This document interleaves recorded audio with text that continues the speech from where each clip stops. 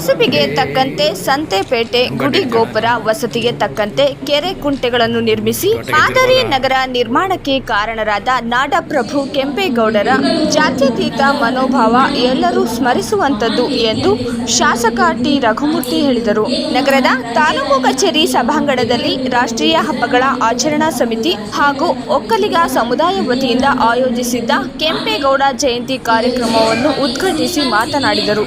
ನಾಡಪ್ರಭು ಕೆಂಪೇಗೌಡರು ಕೇವಲ 59 ವರ್ಷಗಳ ಜೀವಿತಾವಧಿಯಲ್ಲಿ ದೂರದೃಷ್ಟಿಯಿಂದ ಬೆಂಗಳೂರನ್ನು ಕಟ್ಟಿದರು.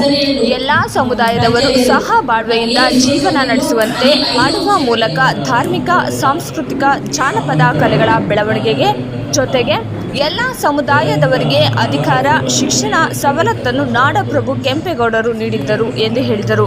ನಗರಸಭೆ ಪ್ರಭಾರಿ ಅಧ್ಯಕ್ಷೆ ಕವಿತಾ, ನಿವೃತ್ತ ಪ್ರಾಚಾರ್ಯ ರವೀಶ್, ತಾಲೂಕ್ ಪಂಚಾಯಿತಿ ಇಒ ಶಶಿಧರ್, ಒಕ್ಕಲಿಗ ತಾಲೂಕು ಸಂಘದ ಅಧ್ಯಕ್ಷ ಚನ್ನಕೇಶವ, ಮುಖಂಡ ನಾಗೇಂದ್ರಪ್ಪ ನಾಡಪ್ರಭು ಕೆಂಪೇಗೌಡರ ಆಡಳಿತದ ಬಗ್ಗೆ ಮಾತನಾಡಿದರು. ಇನ್ನು ಕಾರ್ಯಕ್ರಮದಲ್ಲಿ ನಗರಸಭೆ ಸದಸ್ಯರಾದ ಮಂಜುಳಾ, ಶಿಲ್ಪಾ, ರಮೇಶ್ ಗೌಡ, ವೀರಭದ್ರ, ತಹಶೀಲ್ದಾರ್ ರೆಹಾನ್ ಪಾಷಾ ಸೇರಿದಂತೆ ತಾಲೂಕು ಮಟ್ಟದ ವಿವಿಧ ಇಲಾಖೆಯ ಅಧಿಕಾರಿಗಳು, ಒಕ್ಕಲಿಗ ಸಮುದಾಯದ ಮುಖಂಡರು ಇತರರಿದ್ದರು.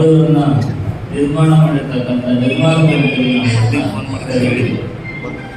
ಒಂದು ನಗರವನ್ನು ನಿರ್ಮಾಣ ಮಾಡಲಿಕ್ಕೆ ಒಬ್ಬ ವ್ಯಕ್ತಿಗೆ ದೂರದೃಷ್ಟಿ ಅವಶ್ಯಕವಾಗಿದೆ. ಅವರು ಮುಖ್ಯವಾಗಿ 5 ಅಂಶಗಳನ್ನು ಮೂಲವಾಗಿ ಇಟ್ಟುಕೊಂಡು ನಗರವನ್ನು ನಿರ್ಮಾಣ ಮಾಡಲಿಕ್ಕೆ ಹೋಗ್ತಾರೆ.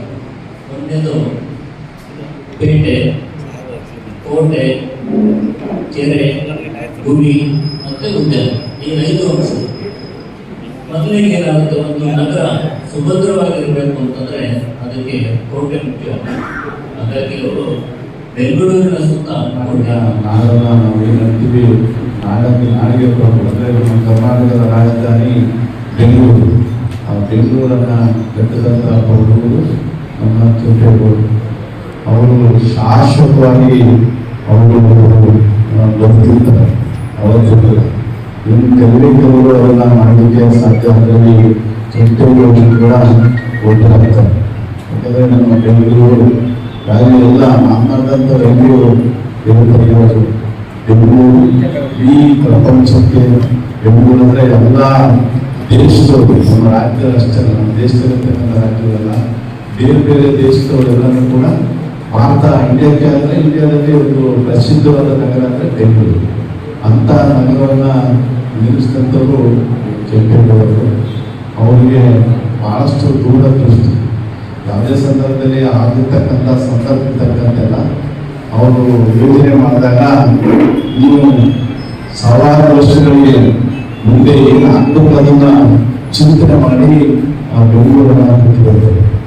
ಹಾಗಾಗಿ ಎಲ್ಲ ಅವರು ಆಗಿನ ಒಂದು ಸಂದರ್ಭದಲ್ಲಿ 14ನೇ ಶತಮಾನದಲ್ಲಿ 1510ರಲ್ಲಿ ಜನಿಸಿ 1569ರಲ್ಲಿ ಅವರು ಮರಣ ಹೊಂದಿದಂಥ ಸಂದರ್ಭದಲ್ಲಿ ಅವರಿಗೆ 59 ವರ್ಷ. ಕೇವಲ 59